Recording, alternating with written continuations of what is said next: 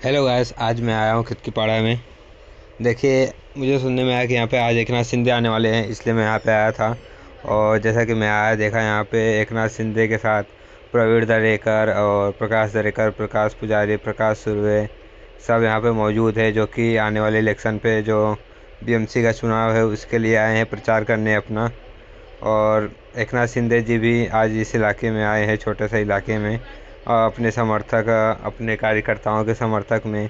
और उन्होंने लोगों से देखिए क्या क्या वादे किए, क्या क्या बोले और उनके बारे में क्या क्या बताया। बहुत भीड़ मची हुई थी यहाँ पे, क्योंकि एकनाथ शिंदे जी आए हुए थे। और जो कि चुनाव आने वाला है 15 तारीख, आज है 13 तारीख, 15 तारीख को चुनाव है, इसलिए वो रैली के लिए आए थे एकनाथ शिंदे जी। और देखिए क्या क्या बोलते हैं इसमें, और सपोर्ट करिए, देखते हैं क्या होता है, क्या बता रहे हैं, क्या सुनते हैं। चलिए इनकी बातें सुनते हैं हम। ओके।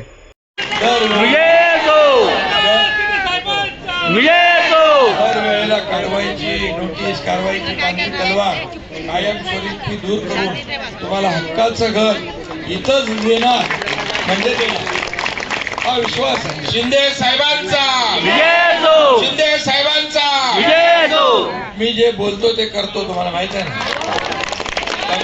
एकनाथ कमिटमेंट का दूसरा नाम क्या है? शिंदे। मैंने एक बार कमिटमेंट कर दी तो फिर मैं खुद की भी नहीं सुनता.